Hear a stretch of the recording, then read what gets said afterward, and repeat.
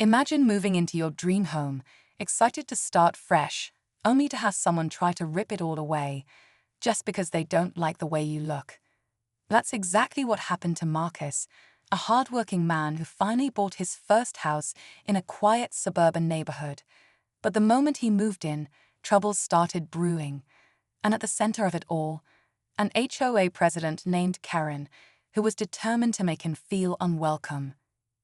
From the day Marcus arrived, Karen watched his every move. At first, it was little things, complaints about his lawn, his trash bins, even the way he parked his car. But it quickly escalated. Karen, convinced that Marcus didn't belong in *** neighborhood, began digging for any reason to get rid of him. She sent warning letters, fines, and even tried to rally the other homeowners against him. And when all else failed, she went for the ultimate power move, an eviction notice. But what Karen didn't know was that Marcus wasn't going down without a fight. He had done his research, knew his rights, and had a few surprises of his own up his sleeve. Just when Karen thought she had won, the tables turned in a way she never saw coming.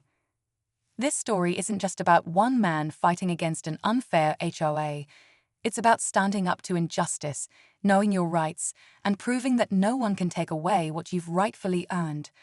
So what exactly happened when Marcus pushed back? And how did Karen's plan backfire in the most unexpected way? Stay tuned, because this story is about to take a turn that will leave you speechless. Marcus had worked too hard for this home to let someone like Karen push him out. He had spent years saving every dollar, working long hours, and sacrificing to finally own a place of his own. This wasn't just a house to him. It was proof that his hard work had paid off. But from the moment he moved in, Karen made it clear that she didn't think he belonged. At first, he tried to brush it off. Maybe she was just one of those nosy HOA types who liked to be in everyone's business. But as time passed, it became obvious. This wasn't about neighborhood rules. Karen was targeting him. The warning letters started piling up. One for leaving his trash cans out too long, another for having his porch light on too late, and even one accusing him of playing his music too loudly when he hadn't even been home that day. It was ridiculous. Then came the fines. At first, small ones, $50 here, $75 there, but they kept adding up. And no matter what Marcus did, there was always something new. When he repainted his fence after she claimed it was too faded, she fined him for using the wrong shade of brown. When he parked his car in his own driveway, she claimed it was in violation of a rule that didn't seem to apply to anyone else. It was obvious. Karen was trying to make his life miserable. But the real shock came when Marcus received an official letter from the HOA claiming that due to multiple violations and unpaid fines, his property was now subject to possible foreclosure. Foreclosure. Karen wasn't just harassing him anymore, she was trying to take away his home. Marcus couldn't believe it. He knew this wasn't right. But what could he do? Karen had the HOA board wrapped around her finger, and they seemed to back up every move. That's when Marcus decided he had to fight back. He just needed to find a way to beat Karen at her own game before it was too late. Marcus refused to sit back and let Karen take away his home. He knew something wasn't right.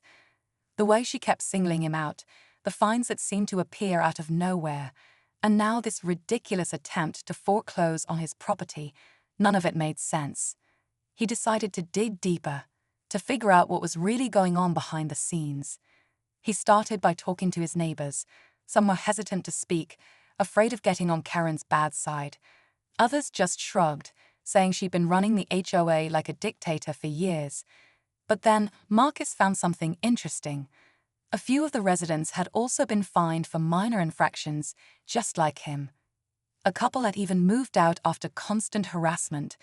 But there was one big difference. None of them had ever been threatened with foreclosure. Something wasn't adding up.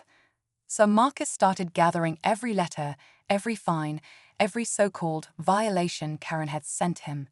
He made copies, documented dates, and even took pictures of other houses in the neighborhood. He noticed something strange. Other homes had the same violations he was being fined for, But no one else had received notices. It was almost like Karen was making up rules just for him. Determined to fight back, Marcus reached out to a lawyer who specialized in HOA disputes.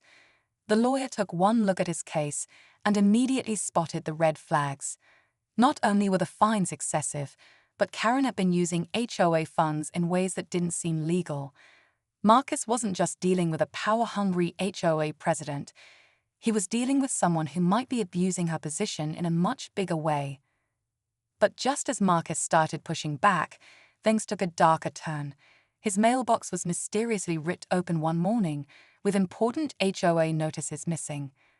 His trash bins were overturned, and suddenly, anonymous complaints about him started appearing in HOA meetings. It was clear, Karen wasn't backing down. If anything, she was stepping up her game. Marcus knew this was bigger than just him now. The more he uncovered, the more he realized he wasn't just fighting for his own home. He was fighting for everyone in the neighborhood who had been too afraid to speak up. But what he didn't know was just how far Karen was willing to go to keep her power. Marcus could feel the walls closing in. Every step he took to fight back seemed to trigger an even stronger response from Karen. It was as if she was determined to break him, to push him into giving up. But that wasn't going to happen. If anything, her aggression only made him more determined to see this through. The lawyer advised him to attend the next HOA meeting and bring all of his evidence. If he could present everything in front of the board and the other homeowners, it would be much harder for Karen to keep up her act. But Marcus knew this wouldn't be easy. Karen controlled the meetings, shutting down anyone who challenged her. If he was going to expose her, he needed to be prepared. As the meeting approached, strange things kept happening. An anonymous complaint was filed against him, accusing him of disturbing the peace. A warning letter arrived, claiming he had unauthorized modifications to his house, something he hadn't done. And then, the most shocking thing yet, a final notice claiming he had just days to settle his so-called debt before the foreclosure process officially started. That was the last straw. Marcus wasn't going to sit back and let Karen manipulate the system any longer. He started reaching out to more neighbors, quietly sharing what he had found. To his surprise, many of them were willing to listen. Some even admitted they had been too afraid to speak up, worried about retaliation. That's when he realized Karen had built her power on fear. But what if, for the first time, people stopped being afraid? The night of the HOA meeting finally arrived. The tension in the room was thick as Karen called the meeting to order. She sat at the head of the table, calm and composed, as if she had already won. But Marcus wasn't alone anymore. Just as she started pushing through the agenda, Marcus stood up. He cleared his throat, pulled out his stack of documents, and said, "Before we move forward, I think it's time we talk about the truth." For the first time, Karen's confident expression faltered. The room fell silent. Everyone turned to listen. This was the moment everything was about to change.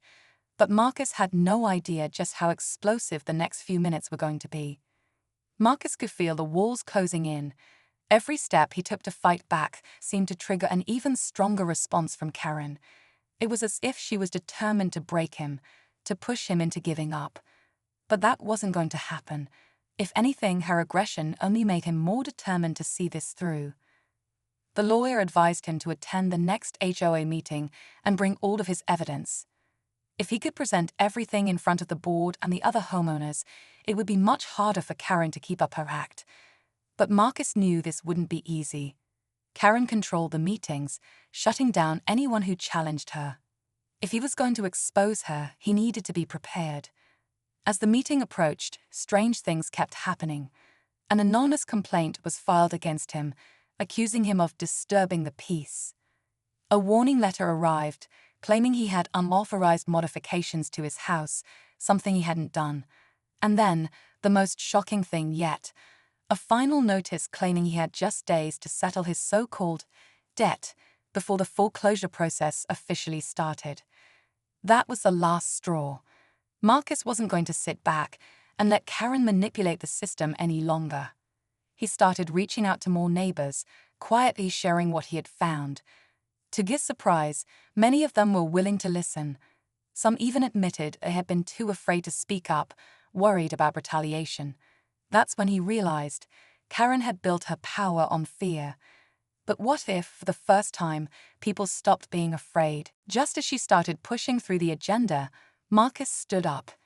He cleared his throat, pulled out his stack of documents, and said, "Before we move forward, I think it's time we talk about the truth." For the first time, Karen's confident expression faltered. The room fell silent. Everyone turned to listen. This was the moment everything was about to change. But Marcus had no idea just how explosive the next few minutes were going to be. The room stayed silent as Marcus unfolded his documents. He could feel every eye on him, the weight of the moment pressing down. Karen sat still, her expression unreadable, but he could see the slight tension in her fingers as she gripped her pen. She wasn't expecting this. Marcus took a breath and began laying it all out. Every fine, every violation, every double standard she had enforced. He compared his infractions to other homes that had never been penalized. He pointed out how she had used HOA funds for expenses that didn't add up. He showed evidence that some of the complaints against him had been fabricated, written up without any real proof. As he spoke, murmurs spread through the crowd. Then, just as Marcus thought he was gaining control of the room, Karen leaned back and let out a small, almost amused laugh. "This is interesting," she said smoothly. "But what you're forgetting, Marcus, is that you're not the only one with evidence." The atmosphere in the room shifted. Karen reached into her own folder and pulled out a stack of papers. "Since you decided to dig into me, I thought it was only fair to do a little digging of my own," she said. She flipped through the pages, her eyes locked onto his. "And guess what I found?" Marcus felt his stomach tighten as Karen held up a document. "It turns out," she continued, "you have a history of unpaid HOA dues from years ago. Not here, of course, but in another community. Seems like you have a habit of disregarding rules." Marcus's heart pounded. That wasn't true. He had never lived in an HOA before this one. Where was she getting this from? Karen smiled, as if reading his mind. "You see, Marcus, the thing about paperwork is that it can be complicated. Mistakes happen. Records get mixed up. And unfortunately for you, this paperwork suggests that you're not quite as innocent as you claim to be." Gasps rippled through the room. Marcus clenched his fists. He knew exactly what was happening. Karen was playing dirty, twisting facts, manipulating records, anything to turn the crowd against him. The momentum he had just built was slipping. But then something unexpected happened. A voice from the back of the room spoke up. "That's funny," said an older man, "because I know for a fact those records are fake." Marcus turned, his pulse racing. Standing there was Mr. Caldwell, one of the longest-standing residents in the neighborhood. "And I think it's time we all start asking where Karen is really getting her information from." The room erupted into whispers. Karen's smug expression flickered with uncertainty. Marcus had been ready for a fight, but he wasn't the only one anymore. And now, it seemed, Karen had more secrets to hide than she ever expected. The room grew tense as all eyes shifted toward Mr. Caldwell. He slowly stepped forward, his voice calm but firm. "Karen, I've lived in this neighborhood for over 20 years, and I've seen a lot. But I've never seen an HOA president dig up fake records to take someone down." Karen's confident smirk wavered. "I don't know what you're talking about," she said quickly, but the nervous edge in her voice betrayed her. Mr. Caldwell held up his phone. "I do," he said, "because I know exactly where you got that fake report on Marcus." He tapped his screen, and suddenly, a video started playing. The crowd leaned in, and Karen's face paled. It was security footage from the HOA office, and in the video, Karen herself sitting at a desk, scrolling through documents, deleting names, and typing up new reports. Marcus felt his breath catch. She had been caught, red-handed. The murmurs in the room turned into open outrage. One woman gasped. Another man shook his head in disbelief. Karen jumped to her feet. That's taken out of context," she stammered. You don't understand. But Mr. Caldwell wasn't done. And that's not all, he said, swiping to another screen. I did some digging of my own. Turns out, Karen has been using HOA funds for personal expenses, vacations, home upgrades, even a private gym membership. More gasps filled the room. Marcus finally spoke, his voice steady. You tried to ruin me, Karen. You tried to take my home, destroy my reputation, all because you thought no one would question you. But now the truth is out.